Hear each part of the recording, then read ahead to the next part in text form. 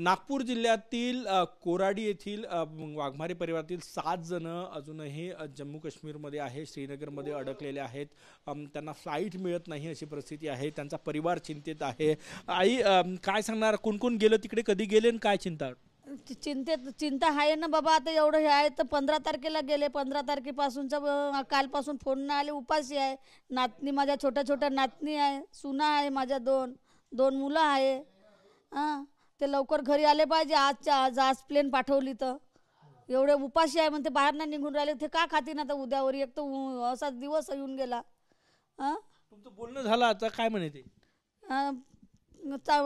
चांगले आहो म्हणे, फ्लाईट नाही म्हणे, फ्लाईट पाठवाव ना साहेबांनी। आता आपले साहेब आहेत बावनकुळे साहेब, साहेबांनी बोलले त्यांच्याशी आता आणि मदत करण्याचं आश्वासन पण दिलं त्यांनी। ते मुख्यमंत्र्यांशी बोलून विमानाची पण व्यवस्था करताय। काय सांगणार, काय परिस्थिती आहे तिथली?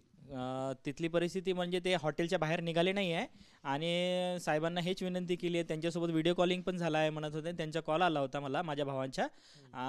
ते साहेब म्हणत होते की तुमची लवकरात लवकर म्हणजे आम्ही सोय करू बा आणि फ्लाईटची व्यवस्था वगैरे करू, असे त्यांनी व्हिडिओ कॉलिंगवर माझ्या भावाला सांगितले। त्यांनी आम्हाला सांगितलं आहे आताच। तर सरकारला हेच मागणी आहे की लवकरात लवकर जे आपले महाराष्ट्रातले आहे किंवा अदर इकडले आहे तर त्यांनी हे म्हणजे लवकरात लवकर म्हणजे प्लेन वगैरे किंवा जसे जमन तसं त्या रस्त्याने त्यांना आणायची हे करावी। तुम्ही चिंता वाटते? हो, चिंता भरपूर वाटत आहे ना। कालपासून आम्ही पण नाही झोपलेला आहे आणि आम्ही पण अन्न नाही गोड लागला आहे आम्हाला। जसं माहीत पडलं न्यूजवरून की आम्ही तसंच काल कॉल लागत नव्हता, आज लागला सकाळी। तर आम्ही विचारलं तर म्हणत होते की आमचे कॉल पण हे नव्हते होत म्हणून, कनेक्ट नव्हते होत म्हणून। आणि आज झाले आहे कनेक्ट, तर आज त्यांनी सर्व आम्हाला सविस्तर सांगितले की आम्ही सुखरूप आहोत म्हणून। आम्ही कालपासून झोपलेलं नाही, जेवण नाही झालेलं, काही नाही। आई चिंता वाटते म्हणजे, तुमच्या डोळ्यात अश्रू आहे? हो, चिंता तर वाटणारच आहे बाबा। एवढा आमचा परिवार गेला आहे तिथं, उपाशी आहे, काही त्याची सोय नाही तिथं, बाहेर नाही निघत आहे, एवढी भीती आहे। तर काही नाही काही साहेबांनी पाठवावं तिथं प्लेन वगैरे काहीतरी त्याला आणाले। आता ते लपल्यासारखे आहे हॉटेलमध्ये। कधी तुमचं काही बोलणं झालं, काय बोलले ते? कोण आहे तिथे आता तुमच्या परिवारातलं? 7 जण आहे ना, 2 सुना आहे माझ्या, 2 मुलं आहे, 3 मुली आहे छोट्या, 3 वर्षाची आहे, एक 14 वर्षाची आहे, एक 8 वर्षाची आहे।